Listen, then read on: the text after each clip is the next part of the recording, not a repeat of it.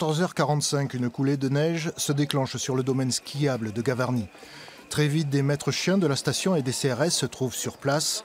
L'odorat des animaux détecte une victime. Malgré les recherches et les sondages de 20 secouristes, elle ne pourra être extraite qu'1h30 plus tard.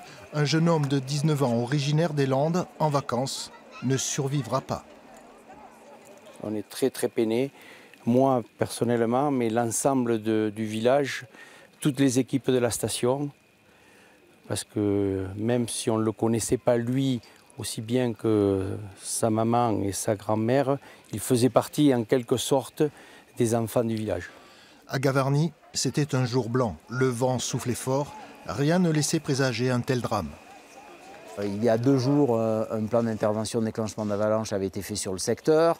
Les tirs étaient ce qu'on appelle négatifs, donc il n'y avait pas de voyant orange, ne serait-ce qu'orange, puisque l'indice était de 2-3 avec une limite de 2100 mètres. Donc on ne peut pas dire qu'on a ouvert avec imprudence. Une enquête est en cours pour déterminer comment un tel accident peut se produire sur un domaine skiable. Pour être très clair, quand je parle de domaine skiable, c'est tout ce qui est accessible par gravité de la plus haute remontée. Donc ça ne veut pas dire forcément sur piste. Pour l'instant, on ne sait pas où était le skieur, s'il évoluait en piste ou en hors-piste. Tout ce qu'on sait, c'est qu'il y a eu une avalanche et que ce skieur a été enseveli. Chaque année, en France, une trentaine de personnes meurent dans des avalanches, un chiffre stable depuis les années 70.